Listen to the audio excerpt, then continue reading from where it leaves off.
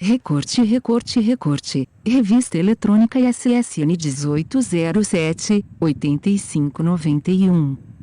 Mestrado em Letras, Linguagem, Discurso e Cultura Unicor, ano 8, número 1 e 1.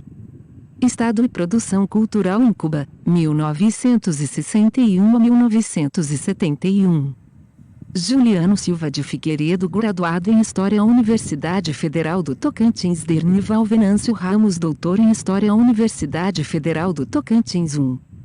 Resumo: este artigo analisa a relação entre Estado revolucionário e os intelectuais em Cuba na década de 1960 e início de 1970.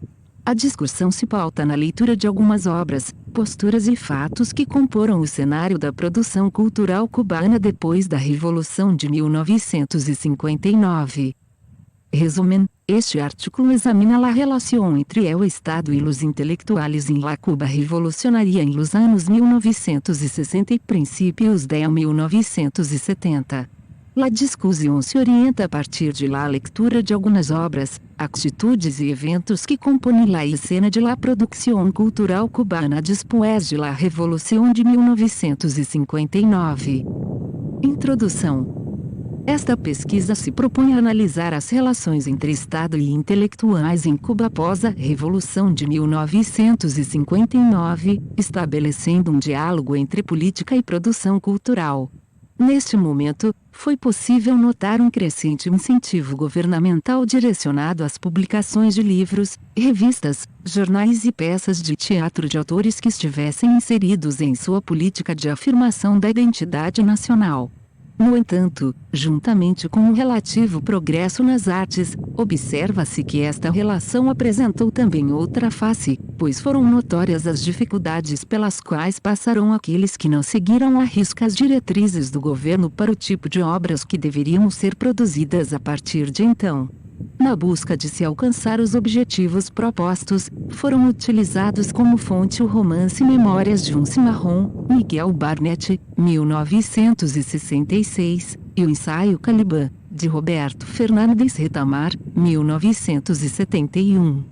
A opção por analisar estas obras está relacionada ao momento em que elas foram produzidas, já que elas se incluem na fase de maior apoio do Estado cubano aos intelectuais e também porque elas são amostras da boa relação entre o Estado e seus produtores cultura. Além das obras que se tornaram o cerne da pesquisa, foram utilizadas outras fontes, como o discurso de Fidel Castro para alguns intelectuais do país em 1961, as 1 e-mail, denivaljunior@gmail.com. Recorte, recorte, recorte. Revista eletrônica SSN 1807, 8591. Mestrado em Letras, Linguagem, Discurso e Cultura Unicor, ano 8, número 1, 2. Memórias e testemunhos dos participantes deste evento, sobre o qual escreveremos mais adiante, que só recentemente foram publicados. Dentro desta conjuntura de transformações, ocorridas em Cuba após 1959, sobretudo no que tange a relação entre Estado e intelectuais, o texto apresentará as razões que levaram os produtores de cultura a se conformarem em dois blocos com características distintas. Houve o grupo formado por aqueles que atenderam aos critérios e propostas definidos pelo governo, e que por isso receberam maiores incentivos do Estado, fato que possibilitou uma produção mais organizada dentro do país. Para muitos destes escritores, o clima no país se tornou tão favorável, que alguns deles fizeram parte da administração de órgãos estatais, como é o caso de Miguel Barnett e Roberto Fernandes Retamar. No outro extremo, apresentava-se o grupo formado por escritores e intelectuais que reclamaram maior liberdade de expressão, sendo que em relação a eles, o governo agiu de maneira rigorosa. Muitos foram os casos de internações em hospitais psiquiátricos, prisões, fechamento de meios de comunicação. Todas estas ações empreendidas pelo Estado foram legitimadas sob a bandeira de combater indivíduos que estariam engajados em movimentos contra-revolucionários, ver Musquelin, 2003. 1. O Estado revolucionário e os intelectuais em Cuba. A vitória dos revolucionários, em 1959, sobre o governo ditatorial de Fulgêncio Batista significou, para a maior parte da população, a possibilidade de mudanças e melhorias diante do quadro desolador em que Cuba há décadas estava inserido. No entanto, o novo governo passou por uma fase de turbulência nos seus primeiros anos, já que o governo dos Estados Unidos, ligado a setores anticastristas, empreendeu uma forte ação contra-revolucionária na ilha.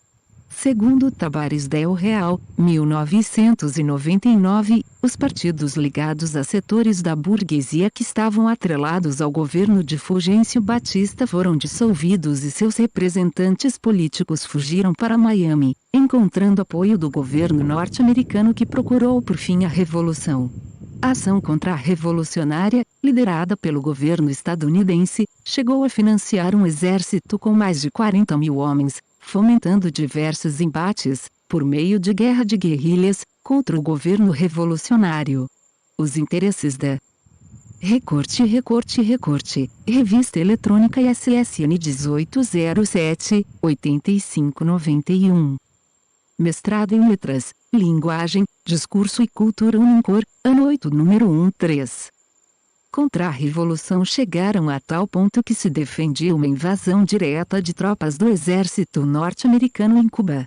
Como afirma Tabares del Real, em numerosas ocasiões se discutiu a intervenção militar direta, como foi o caso do almirante Burke, entre outras personalidades militares norte-americanas. Tabares del Real, 1999, 28-29. O primeiro triênio da Revolução foi marcado por uma forte resistência às ações contra-revolucionárias, pelo distanciamento em relação aos Estados Unidos e do modelo capitalista, ao mesmo tempo em que foram lançadas as bases para um alinhamento militar e econômico ao regime socialista, representado pela União Soviética. Misculin, 2003, 29. Superado o clima de tensão dos primeiros anos e com a nova conformação político-econômica cubana, o governo deu início a um período de incentivo e melhorias nos campos da economia, educação, saúde e cultura. Nota-se que o novo governo cubano lançou mão de uma série de reformas de base que, junto a elas, o Estado fomentou uma política de valorização e incentivos à produção cultural dos intelectuais cubanos, repercutindo em uma crescente produção de livros, teatros, revistas e bibliotecas pelo país. O crescimento dessa produção cultural, como lembra Silvia César Misculin, 2009, 29, teve, em particular, a característica de ser uma produção engajada com os interesses do Estado e com as transformações pelas quais a nação cubana estava passando, em um momento de afirmação no cenário mundial. Ao estabelecer algumas diretrizes, o governo esperava que o intelectual estivesse comprometido em dar voz à cultura e aos valores da nação. Nesse período, como lembra a autora, houve o retorno de vários intelectuais que haviam sido exilados do país durante o governo de Batista. O momento de efervescência da produção cultural na ilha refletiu o interesse que o Estado teve em afirmar o ideal da revolução. Nesse momento, várias revistas e jornais foram criados e muitos outros tiveram a oportunidade de sair da clandestinidade, como é o caso de o jornal La Revolución 2. Há casos também de suplementos culturais como Lunes de Revolución que tinha baixa circulação, e, de repente, obteve um crescimento vertiginoso de sua publicação, como afirma Misculin, 2003, 40, as revistas culturais e literárias em Cuba tinham, antes da Revolução, pequenas tiragens e circulavam restritamente. Lunes, ao 2 órgão do movimento político 26 de julho, e passou a circular abertamente no início de 1959, apoiado pelo Estado cubano, por ser comprometido com os ideais da nação. Recorte, Revista Eletrônica SSN 1807, 8591. Mestrado em Letras, Linguagem, Discurso e Cultura Unicor, ano 8, número 14. Acompanhar a distribuição de Revolución, era publicada massivamente e chegava a 100 mil exemplares. A nação cubana, da década de 1960, neste sentido, mostrava-se totalmente propícia às criações artísticas dos intelectuais. No entanto, atrelado a esse incentivo, o governo esperava que alguns temas fossem dada a maior prioridade, sobretudo aqueles relacionados ao enaltecimento da nação e à busca por consolidar a própria revolução.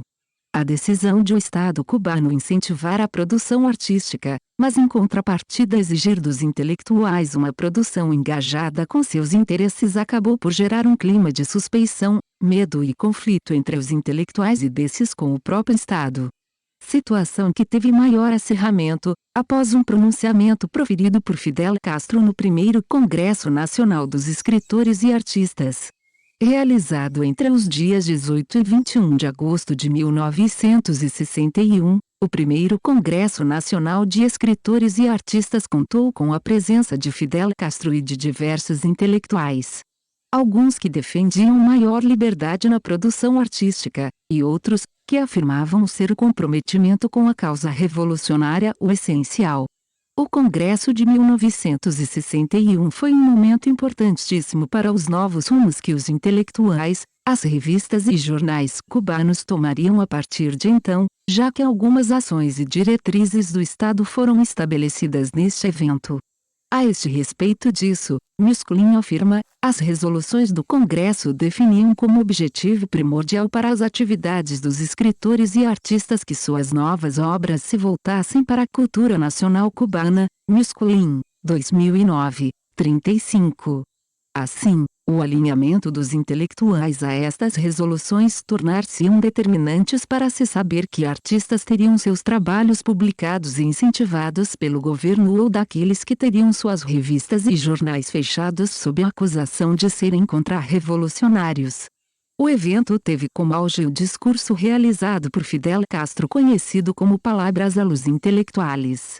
Nesse pronunciamento, Fidel Castro dirigiu-se aos intelectuais presentes e falou a respeito de alguns temores que a categoria possuía, principalmente aqueles relacionados à liberdade de expressão intelectual dentro da Revolução. 3. No mesmo discurso, 3. Os intelectuais, sobretudo relacionados aos suplementos lunes de Revolución, estavam temerosos quanto à liberdade de expressão, pois em maio do mesmo ano, o documentário PM que mostrava a vida noturna em bares nos portos de Havana havia sido censurado por apresentar valores contra-revolucionários. Recorte. Revista Eletrônica ISSN 1807, 8591. Mestrado em Letras, Linguagem, Discurso e Cultura Unicor, ano 8, número 15. Castro demonstrou que postura o Estado cubano esperava do trabalho desses artistas, em sua relação com a Revolução. Em relação ao ar de suspeição que existia entre os intelectuais, Fidel Castro falou-lhes que em primeiro lugar devia-se ter medo era da não afirmação da Revolução e depois que se preocupassem com as outras questões. Ao escutá-los tínhamos às vezes a impressão de que estávamos sonhando um pouco. Tínhamos a impressão de que não tínhamos acabado de pôr bem os pés na terra. Porque, se alguma preocupação, se algum temor nos invade hoje, diz respeito à própria Revolução. Ou será que acreditamos já termos ganhado todas as batalhas revolucionárias? Será que acreditamos que a Revolução não tem perigos? Acreditamos que a Revolução tem ainda muitas batalhas que travar e acreditamos que nosso primeiro pensamento e nossa primeira preocupação devem ser, o que fazemos para que a Revolução saia vitoriosa? Porque o primordial é isso, o primordial é a própria Revolução, para depois, então, nos preocuparmos com as demais questões. Castro, 1986, 87, grifos nossos. Nessas palavras de Fidel Castro, percebe-se com facilidade a preocupação com que estão vivendo as lideranças do país em relação à sobrevivência da Revolução, no momento de transição pelo qual a nação estava passando, sobretudo com as reiteradas tentativas de golpes contra-revolucionários liderados pelos Estados Unidos.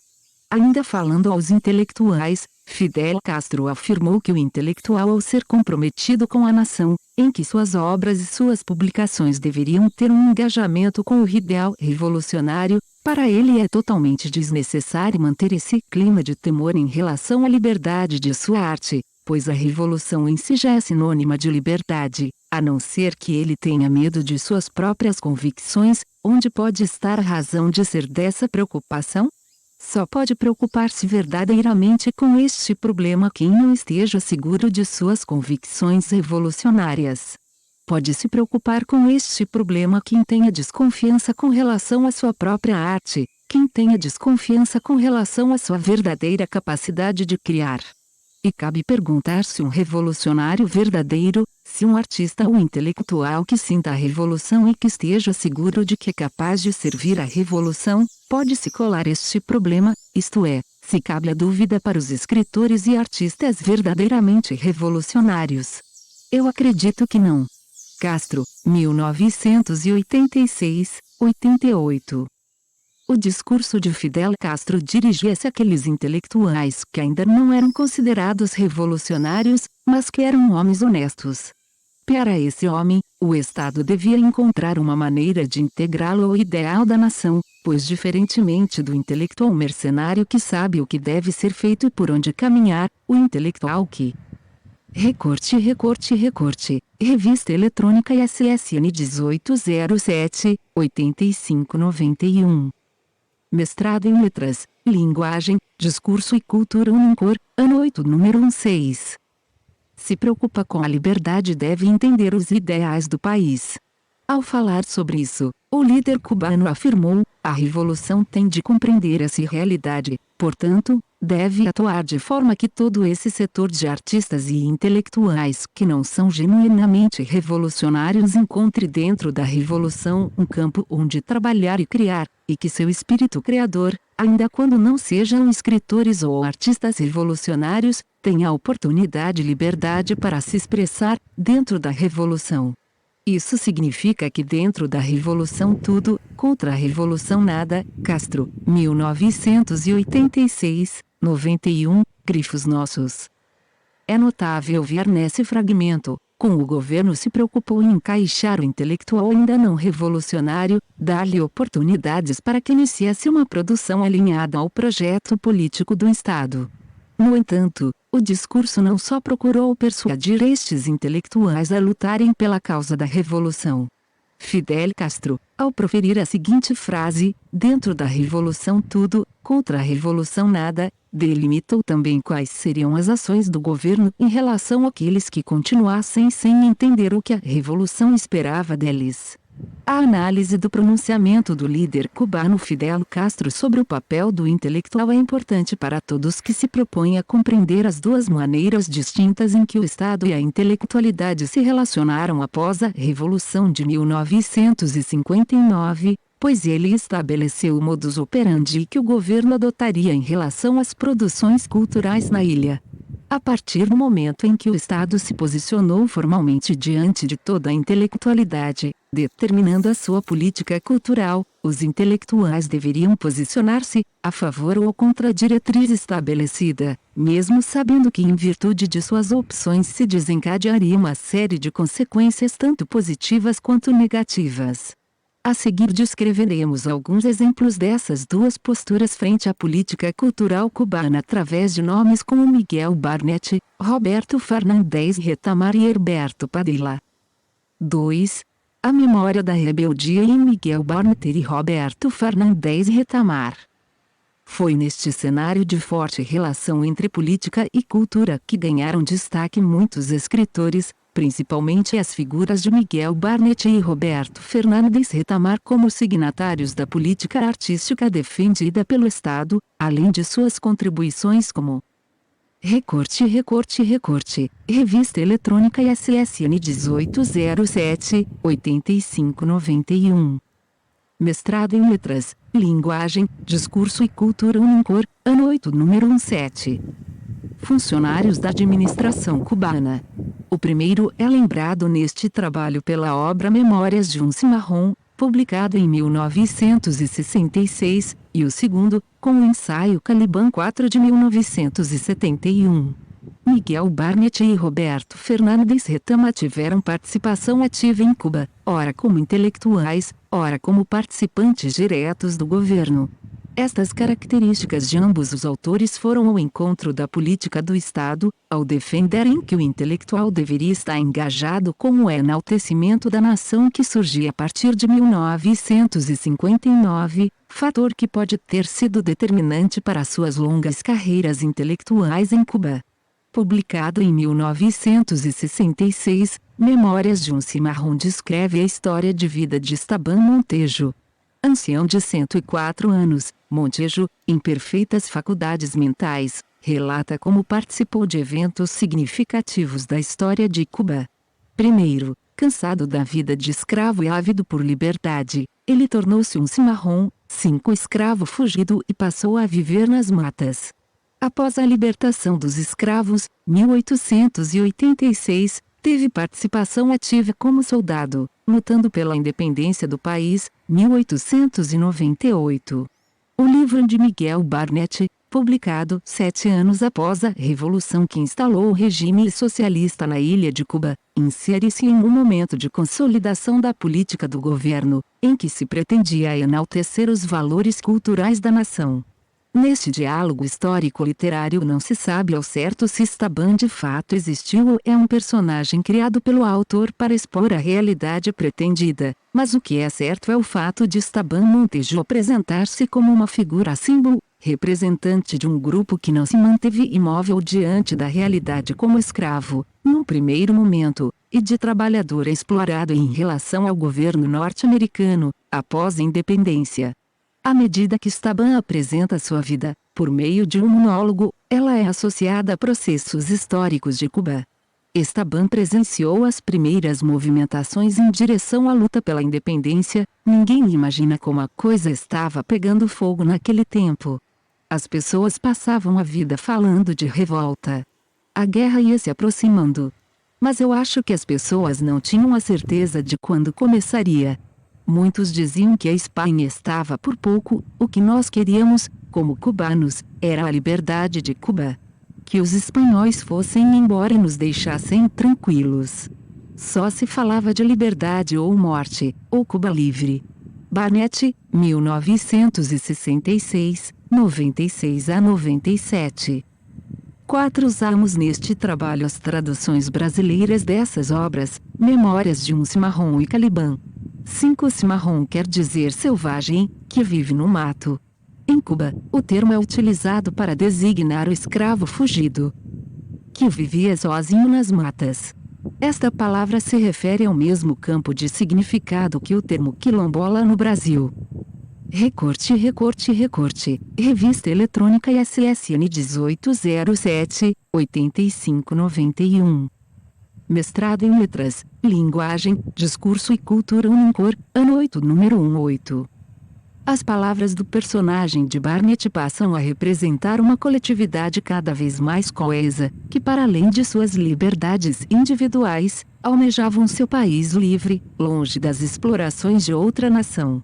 A luta, nestas palavras, era uma realidade inegável e que em nome da liberdade de toda a nação até se morreria se preciso fosse. As primeiras organizações da luta que Esteban, símbolo de rebeldia do povo cubano, travou diante da Espanha estavam se iniciando e a guerra de independência não demorou a chegar. Neste cenário, a participação de uma quantidade expressiva de militares, entre eles muitos negros civis alforreados, possibilitou a libertação de Cuba. Em relação à participação das tropas cubanas, Esteban relatou: nosso tipo de tropa serviu de exemplo, isso é sabido por todo mundo que lutou na guerra. Por isso é que a revolução se manteve, eu tenho a certeza de que quase todas as tropas teriam feito a mesma coisa nessa situação. Nós tivemos coragem e pusemos a revolução acima de tudo. Essa é a verdade. Barnett, 1966, 168, Grifos Nossos. A obra de Miguel Barnett, ao criar a trajetória de um único indivíduo no período da escravidão, passando pela libertação dos escravos e pelas guerras de independência de Cuba, quer representar a continuação de uma luta histórica em que contou com a participação do povo diante da necessidade de libertação do país.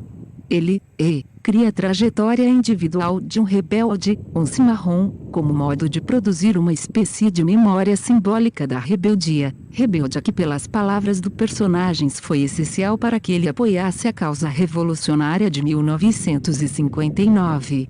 Além de Memórias de um Cimarrão, de Miguel Barnett, a obra de Roberto Fernandes Retamar, Caliban, 1971, é outro exemplo do envolvimento de alguns intelectuais frente à política cultural de valorização da cultura cubana.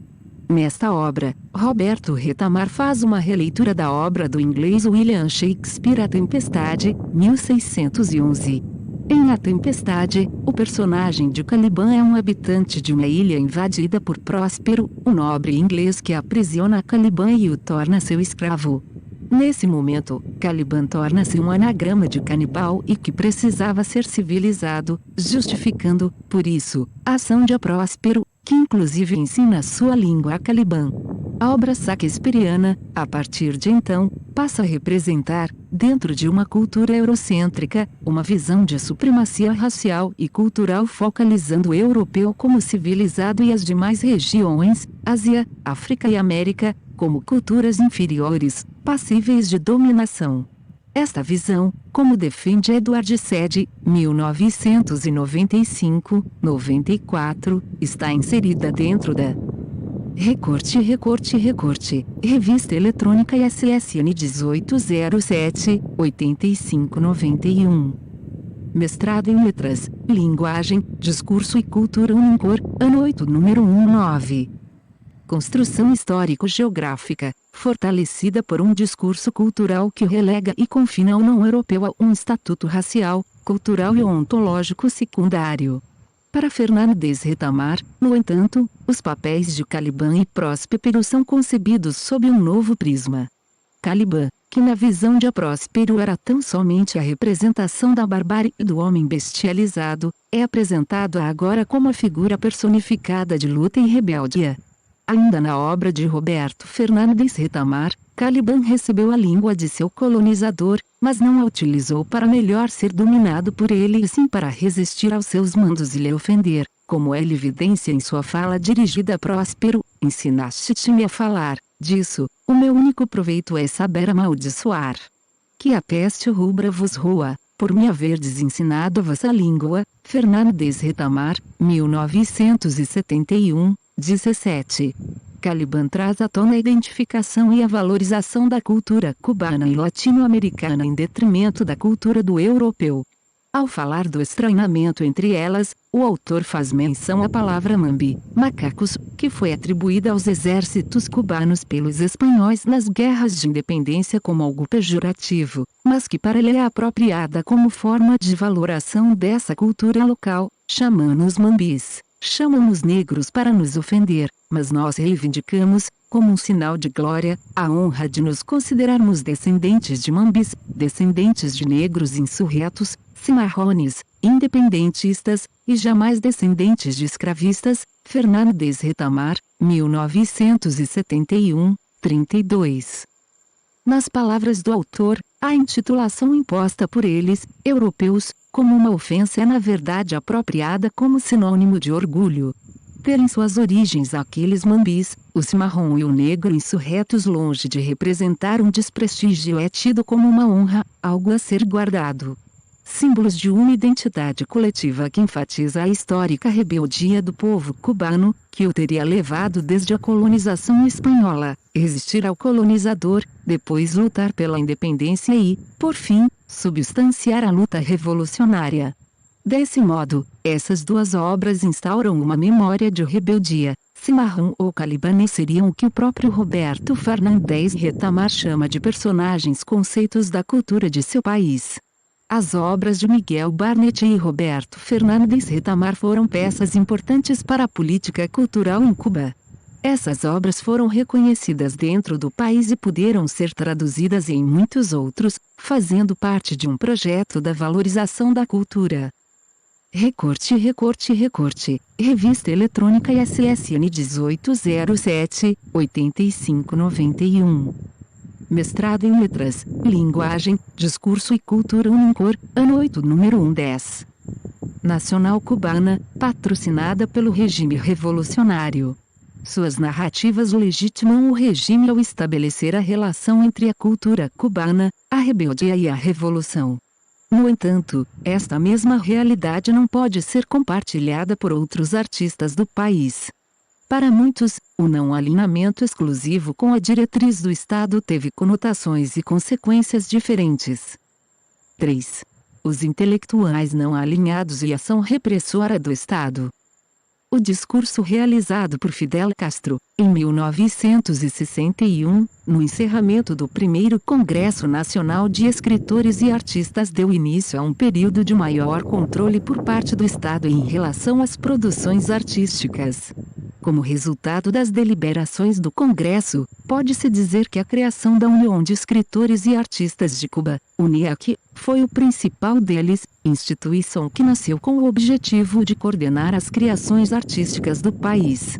Em relação a esse objetivo da UNIAC, Miscolin comenta: a UNIAC deveria estimular o vínculo das obras literárias e artísticas com as tarefas da Revolução Socialista Cubana, por meio do estudo da tradição cultural e das características da nacionalidade cubana, desenvolvendo relações culturais com os intelectuais da América Latina e dos países socialistas. Miscolin, 2009, 36. A manifestação do pensamento artístico em Cuba, nos anos de 1960, passou a representar um perigo iminente àqueles intelectuais e revistas que não se alinhavam exclusivamente à política cultural do Estado. A partir desse período, houve casos de fechamento de revistas, prisões e internação de artistas em hospitais psiquiátricos. Exemplos marcantes desses acontecimentos foram o fechamento do suplemento cultural Lunes de Revolução, as prisões em unidades de trabalho compulsório do poeta e escritor José Mário e do cantor e compositor Pablo Milanés, a internação em hospital psiquiátrico de Ana Maria Simão e a prisão de Herberto Padilla, que ocorreu em 1971 e significou o final do bom relacionamento entre a Revolução e os intelectuais de esquerda de várias partes do mundo, já que muitos escritores, a partir desse acontecimento, retiraram o seu apoio do processo revolucionário. Miscolin, 2009, 220. Criada em 23 de março de 1959, Lunes de Revolução foi um encarte do jornal Revolução e defendia a necessidade de se criar uma política cultural cubana a partir de 1959, por isso chegou a ter tiragem de 100 mil exemplares publicados. Todavia, apesar de defender recorte, revista eletrônica ISSN 1807, 8591. Mestrado em Letras, Linguagem, Discurso e Cultura Unicor, ano 8, número 111. A Revolução, os suplementos Lunes foi fechado pelo governo em novembro de 1961. Sobre a sua linha editorial e o motivo do fechamento do suplemento, Silvia Miscolin comenta: Lunes era um suplemento aberto, cosmopolita, que publicava as vanguardas e os beatniks e incentiva a experimentação literária. O suplemento editava artigos políticos e defendia as conquistas da Revolução, não publicava apenas textos marxistas-leninistas, mas de distintas concepções ideológicas de esquerda. O perfil eclético e polêmico da publicação, tanto em termos estéticos como em termos políticos, não se enquadrava nos parâmetros da política cultural estabelecida em 1961, e o governo tomou a decisão de fechar Lunes de Revolução alegando falta de papel. Miscolin, 2009, 37. Ao analisar o fragmento supracitado, a autora nos dá a possibilidade de entender o porquê de suplementos Lunes, árduo defensor da Revolução, ter sido fechado pelo governo cubano. Nesse caso, a ação do Estado é mais facilmente compreendida quando analisado o perfil editorial do suplemento. Nele, os escritores recusavam-se a publicar tão somente obras relacionadas à Revolução, ao mesmo tempo em que abriam espaço para publicações de gêneros diversos, inclusive de escritores internacionais, fatores que iam de encontro às diretrizes estabelecidas pelo Estado.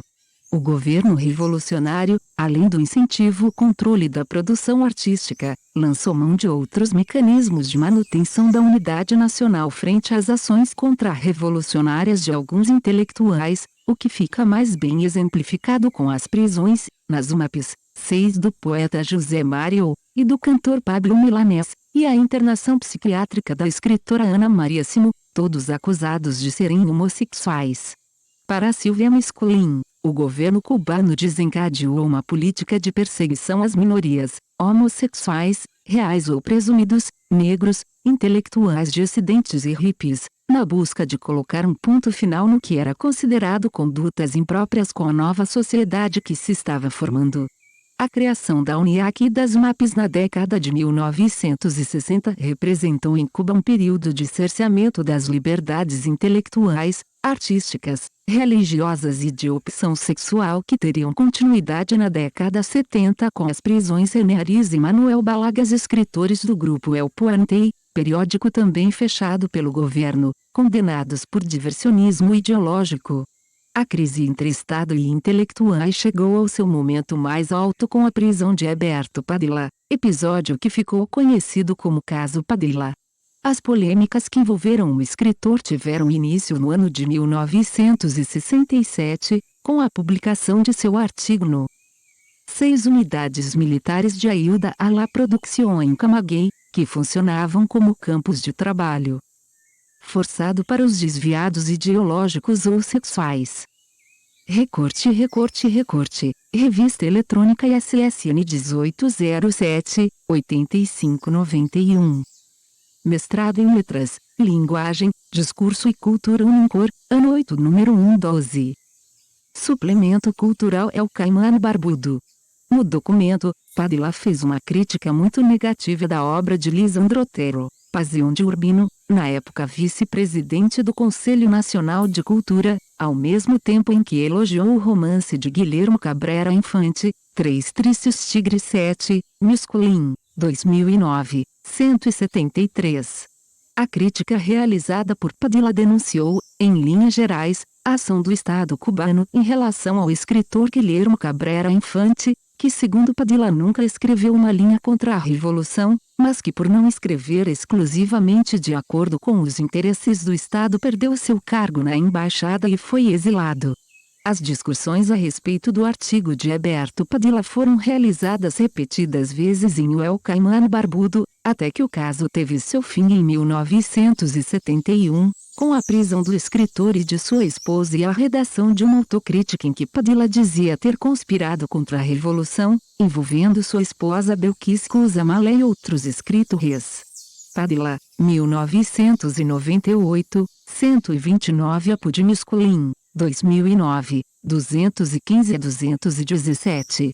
Os intelectuais que não se alinharam à política cultural do Estado foram sendo silenciados, presos, perseguidos, internados em hospitais, etc. O governo estava disposto a patrocinar uma memória da rebeldia, mas não aceitava os rebeldes, aqueles que não se enquadrassem dentro do lugar reservado ao intelectual no projeto de sociedade que tentava implantar. Por isso, grandes intelectuais cubanos, como Guilherme Cabrera Infante e Herberto Padilla, Reinaldo Arenas, dentre outros, tiveram que seguir o rumo do exílio. Considerações finais. O governo revolucionário em Cuba utilizou-se de um projeto político-cultural de fortalecimento da identidade nacional como instrumento capaz de unir os diversos grupos sociais do país em um contexto de afirmação de sua autonomia política. Para a implementação dessa proposta, o Estado incentivou as produções culturais de seus intelectuais, por meio de investimentos em jornais, revistas e a criação de órgãos que viabilizassem o crescimento desses trabalhos. 7. O livro de Cabrera Infante foi vencedor do Prêmio da Biblioteca Breve em 1967, em que participou também do Prêmio Livro Pazião de Urbino de Lisandro Otero, Misculin, 2009, 173. Recorte, Revista Eletrônica ISSN 1807, 8591. Mestrado em Letras, Linguagem, Discurso e Cultura Unicor, ano 8, número 113. Todavia, aliado ao momento de efervescência nas produções intelectuais, o governo cubano estabeleceu diretrizes e critérios, como demonstrou o discurso de Fidel Castro, que as obras produzidas nesse momento deveriam atender. Para o Estado revolucionário, a consolidação da revolução e o engajamento com os valores da nação deveriam ser assuntos abordados primordialmente, deixando-se de lado preocupações direcionadas a questões estéticas e de tendências filosóficas. À medida que os órgãos do governo determinaram que tipo de produções seriam publicadas no país, a comunidade dos produtores de cultura se viu dividida em dois grupos. Aqueles que atenderam, sem preocupação estética ou de tendências artísticas, os objetivos do governo. A consequência foi terem uma vida de produções sem problemas e perseguições, e sendo, em muitos casos, financiados por ele. Contudo, aqueles que, mesmo escrevendo de forma a defender os valores nacionais, mas que defendiam maior liberdade ao se produzir, suas carreiras foram marcadas por prisões, exílio, fechamento de revistas, jornais. Fontes bibliográficas: Barnett, Miguel. Memórias de um Cimarrão. Tradução Beatriz Canabrava. São Paulo, Editora Marco Zero, 1986. Cabrera Infante, Guilhermo. Testemunhos. Revista Encontro de la Cultura Cubana, número 43, 2006 a 2007, p. 176 a 185. Castro, Fidel. Palavras aos intelectuais, em Sader, Emir, Org, Fidel Castro. São Paulo, Editora Ática, 1986. Fernandes Retamar, Roberto. Caliban. Em Caliban e Outros Ensaios. Tradução Maria Helena Mate Iriarte e Emir Sader. São Paulo, Busca Vida, 1988. Padilla, Herberto. Em Tempo Difíciles. Em Revista Encontro de la Cultura Cubana, número 19, 2000 a 2001, p. 0405. Ponte, Antônio José. Uma reunião de medo. Em Revista Encontro de la Cultura Cubana, número 43, 2006 a 2007, p. 190 a 193. Rojas, Rafael. Confissão de Timidez. Em Revista Encontro de la Cultura Cubana, número 43, 2006 a 2007, p. 186 a 189. Recorte. Revista Eletrônica ISSN 1807, 8591. Mestrado em Letras, Linguagem, Discurso e Cultura Unicor, ano 8, número 114. Referências bibliográficas. AYERBE, Luiz Fernando. A Revolução Cubana. São Paulo, Editora Unesp, 2004, IU. Coleção Revolucionários do Século XX. Hobsbawm, Eric. Era dos Extremos, o Breve Século XX. 1914 a 1989. Tradução Marcos Santa Rita, Revisão Técnica Maria Célia Pauli. São Paulo, Companhia das Letras, 1995. Musculin, Silvia Cesar. Cultura Ilhada, Imprensa e Revolução Cubana, 1959 a 1961. São Paulo, Xamã, 2003. Musculin, Silvia Cesar. Os Intelectuais Cubanos e a Política Cultural da Revolução, 1961-1975. São Paulo, Alameda, 2009. Sede, Edward W. Cultura e Imperialismo. Tradução, Denise Botman. São Paulo, Companhia das Letras, 1995. Tabares del Real, José. América Latina, História, Crise e Movimento. Organizadores Paulo Barsotti e Luiz Bernardo Pericaz. São Paulo, Xamã, 1999. Miguel Barnett, disponível em www.wikipedia.org, acessado em 9 de novembro de 2010. Roberto Fernandes Retamar, disponível em www.wikipedia.org, acessado em 11 de novembro de 2010. Esta obra foi digitalizada sem fins comerciais e destinada unicamente à leitura de pessoas portadoras de deficiência visual, por força da Lei de Direitos de Autor. Por isto, este trabalho é oferecido gratuitamente aos amigos cegos e deficientes visuais de acordo com a Lei 9.610, de 19 de fevereiro de 1998, sobre direitos autorais. Alteração, atualização e consolidação da legislação. Título I. Dos direitos do autor. Capítulo IV. Das limitações aos direitos autorais. Art. 46 não constitui ofensa aos direitos autorais, e, a reprodução d. de obras literárias, artísticas ou científicas, para uso exclusivo de deficientes visuais, sempre que a reprodução, sem fins comerciais, seja feita mediante o sistema Braille ou outro procedimento em qualquer suporte para esses destinatários. Recorte. Revista Eletrônica ISSN 1807-8591. Mestrado em Letras, Linguagem, Discurso e Cultura Unicor, Ano 8, número 1 e 1. Estado e Produção Cultural em Cuba, 1961 a 1971. Juliano Silva de Figueiredo, graduado em História, Universidade Federal do Tocantins. Dernival Venâncio Ramos, doutor em História, Universidade Federal do Tocantins. 1. Resumo: este artigo analisa a relação entre Estado revolucionário e os intelectuais em Cuba na década de 1960 e início de 1970. A discussão se pauta na leitura de algumas obras, posturas e fatos que comporam o cenário da produção cultural cubana depois da Revolução de 1959. Resumen, este artículo examina a relação entre el Estado e os intelectuais em la Cuba revolucionária em los anos 1960 e princípios de 1970. La discussão se orienta a partir de la lectura de algumas obras, atitudes e eventos que compõem la escena de la produção cultural cubana después de la Revolução de 1959. Introdução.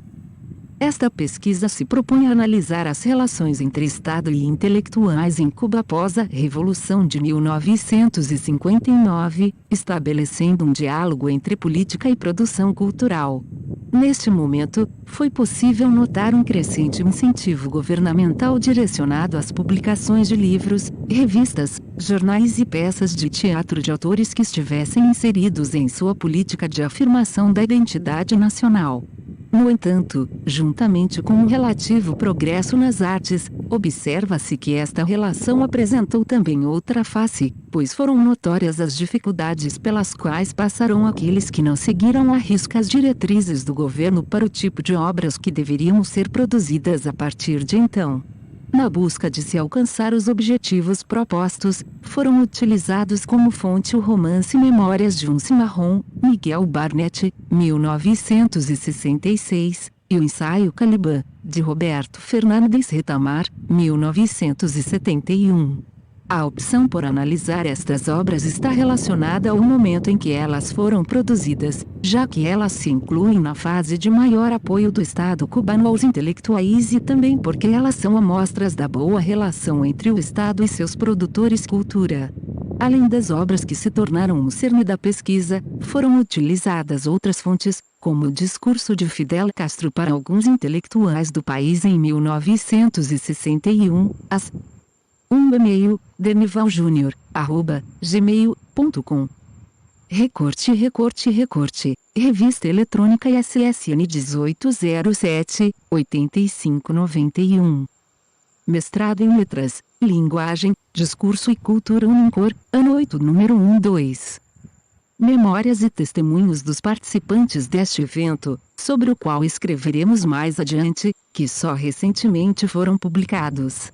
Dentro desta conjuntura de transformações, ocorridas em Cuba após 1959, sobretudo no que tange a relação entre Estado e intelectuais, o texto apresentará as razões que levaram os produtores de cultura a se conformarem em dois blocos com características distintas. Houve o grupo formado por aqueles que atenderam aos critérios e propostas definidos pelo governo, e que por isso receberam maiores incentivos do Estado, fato que possibilitou uma produção mais organizada dentro do país. Para muitos destes escritores, o clima no país se tornou tão favorável, que alguns deles fizeram parte da administração de órgãos estatais, como é o caso de Miguel Barnett e Roberto Fernandes Retamar. No outro extremo, apresentava-se o grupo formado por escritores e intelectuais que reclamaram maior liberdade de expressão, sendo que em relação a eles, o governo agiu de maneira rigorosa. Muitos foram os casos de internações em hospitais psiquiátricos, prisões, fechamento de meios de comunicação. Todas estas ações empreendidas pelo Estado foram legitimadas sob a bandeira de combater indivíduos que estariam engajados em movimentos contra-revolucionários, ver Musquelin, 2003. 1. O Estado Revolucionário e os intelectuais em Cuba. A vitória dos revolucionários, em 1959, sobre o governo ditatorial de Fulgêncio Batista significou, para a maior parte da população, a possibilidade de mudanças e melhorias diante do quadro desolador em que Cuba há décadas estava inserido. No entanto, o novo governo passou por uma fase de turbulência nos seus primeiros anos, já que o governo dos Estados Unidos, ligado a setores anticastristas, empreendeu uma forte ação contra-revolucionária na ilha.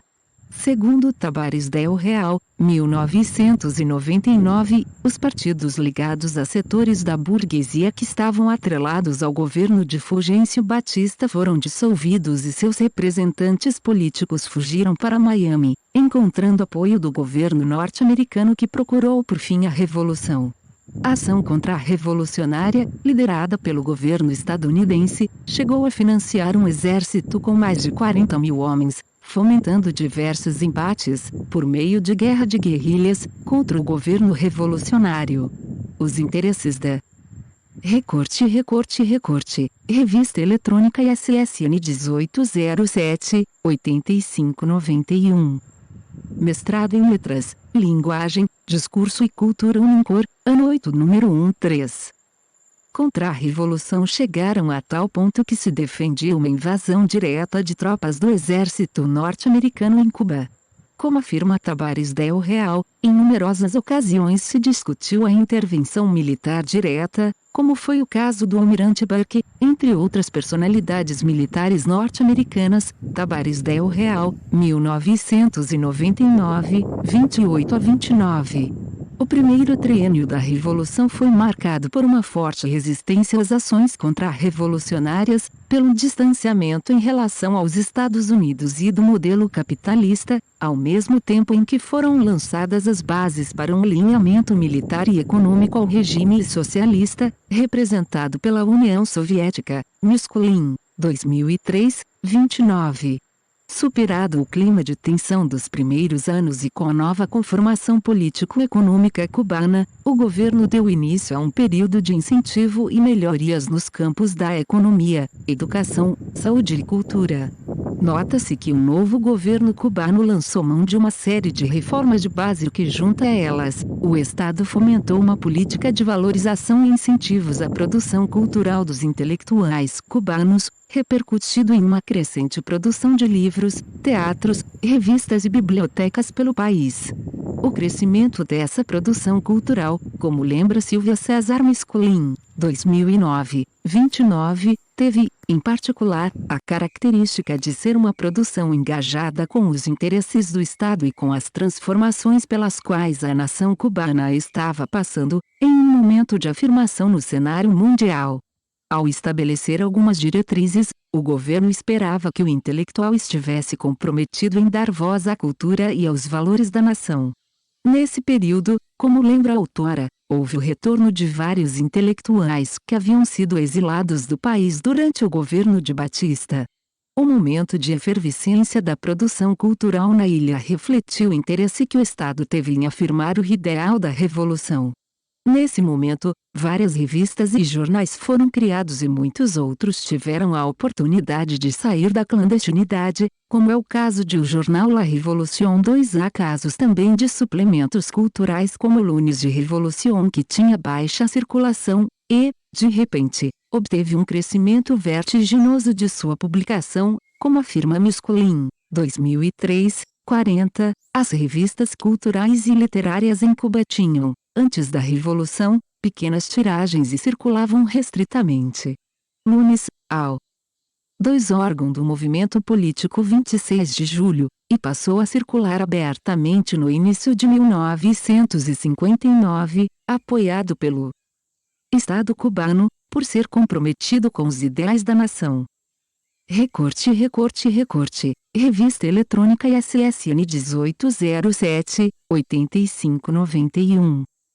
Mestrado em Letras, Linguagem, Discurso e Cultura Unicor, ano 8, número 14. Acompanhar a distribuição de Revolution, era publicada massivamente e chegava a 100.000 exemplares.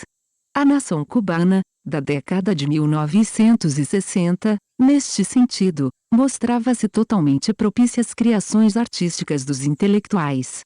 No entanto, atrelado a esse incentivo, o governo esperava que alguns temas fossem dada a maior prioridade, sobretudo aqueles relacionados ao enaltecimento da nação e à busca por consolidar a própria revolução.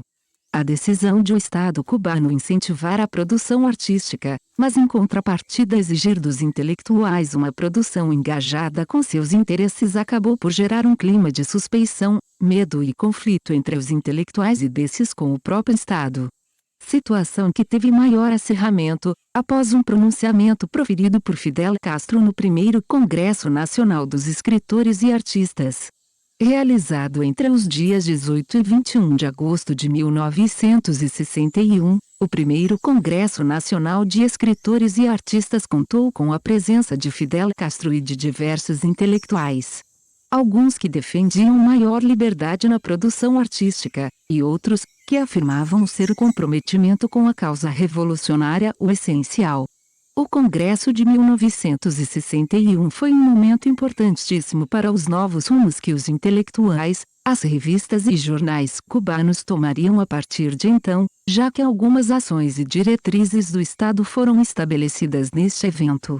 A este respeito disso, Musculin afirma, as resoluções do Congresso definiam como objetivo primordial para as atividades dos escritores e artistas que suas novas obras se voltassem para a cultura nacional cubana. Musculin, 2009, 35.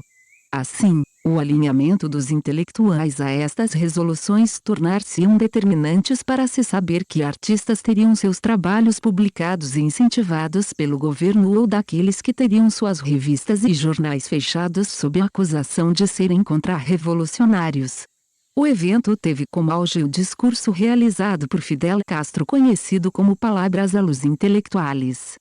Nesse pronunciamento, Fidel Castro dirigiu-se aos intelectuais presentes e falou a respeito de alguns temores que a categoria possuía, principalmente aqueles relacionados à liberdade de expressão intelectual dentro da Revolução. 3. No mesmo discurso, 3. Os intelectuais, sobretudo relacionados aos suplementos Lunes de Revolution, estavam temerosos quanto à liberdade de expressão, pois em maio do mesmo ano, o documentário PM que mostrava a vida noturna em bares nos portos de Havana havia sido censurado por apresentar valores contra-revolucionários.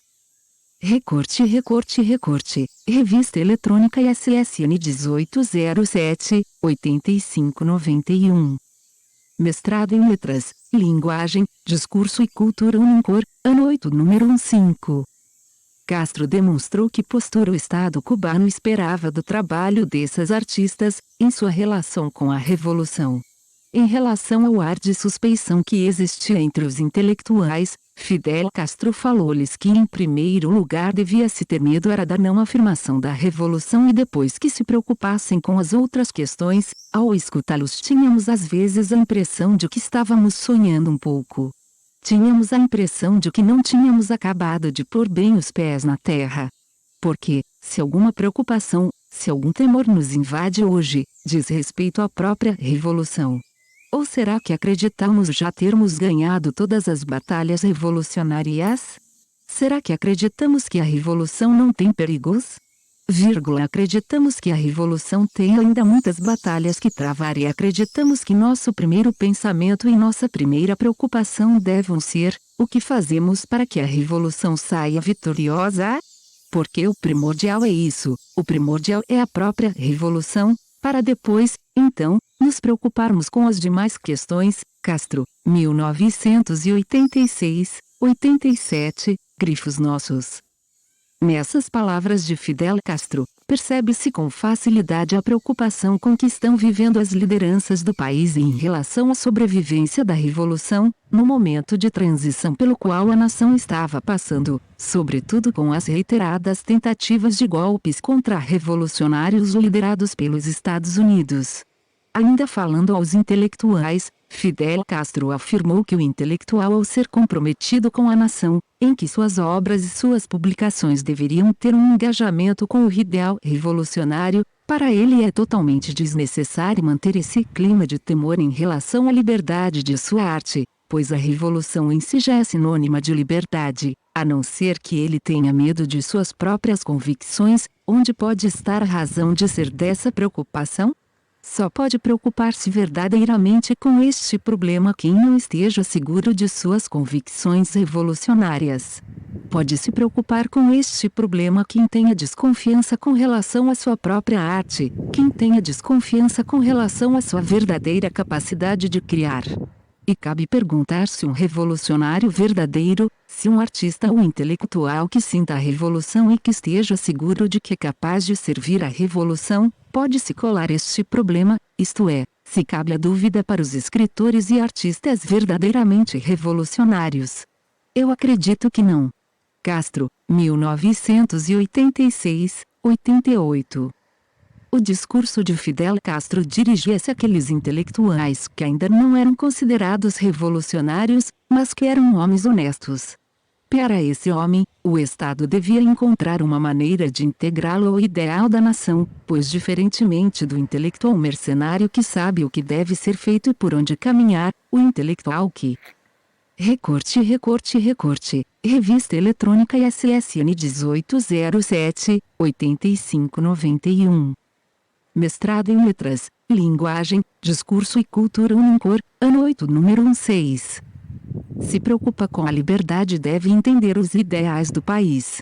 Ao falar sobre isso, o líder cubano afirmou: a revolução tem de compreender essa realidade, portanto, deve atuar de forma que todo esse setor de artistas e intelectuais que não são genuinamente revolucionários encontre dentro da revolução um campo onde trabalhar e criar, e que seu espírito criador, ainda quando não sejam escritores ou artistas revolucionários, tenha a oportunidade e liberdade para se expressar dentro da revolução.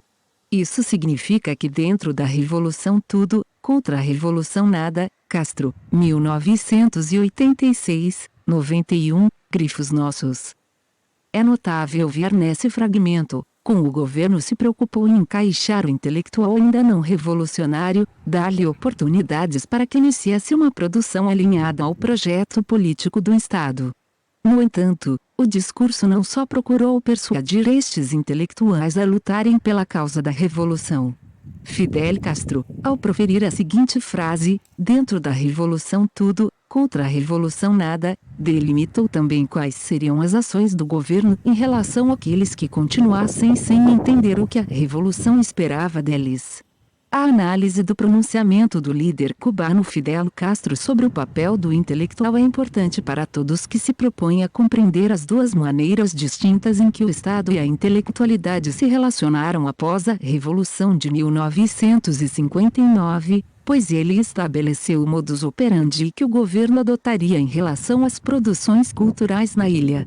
A partir do momento em que o Estado se posicionou formalmente diante de toda a intelectualidade, determinando a sua política cultural, os intelectuais deveriam posicionar-se a favor ou contra a diretriz estabelecida, mesmo sabendo que em virtude de suas opções se desencadearia uma série de consequências tanto positivas quanto negativas. A seguir descreveremos alguns exemplos dessas duas posturas frente à política cultural cubana através de nomes como Miguel Barnett, Roberto Fernandes Retamar e Herberto Padilla. 2. A memória da rebeldia em Miguel Barnett e Roberto Fernandes Retamar. Foi neste cenário de forte relação entre política e cultura que ganharam destaque muitos escritores, principalmente as figuras de Miguel Barnett e Roberto Fernandes Retamar como signatários da política artística defendida pelo Estado, além de suas contribuições como Recorte, Revista Eletrônica ISSN 1807-8591. Mestrado em Letras, Linguagem, Discurso e Cultura Unicor, ano 8, número 17. Funcionários da administração cubana. O primeiro é lembrado neste trabalho pela obra Memórias de um Cimarrón, publicado em 1966, e o segundo, com o ensaio Caliban 4 de 1971. Miguel Barnett e Roberto Fernandes Retamar tiveram participação ativa em Cuba, ora como intelectuais, ora como participantes diretos do governo. Estas características de ambos os autores foram ao encontro da política do Estado, ao defenderem que o intelectual deveria estar engajado com o enaltecimento da nação que surgia a partir de 1959, fator que pode ter sido determinante para suas longas carreiras intelectuais em Cuba. Publicado em 1966, Memórias de um Cimarrón descreve a história de vida de Esteban Montejo,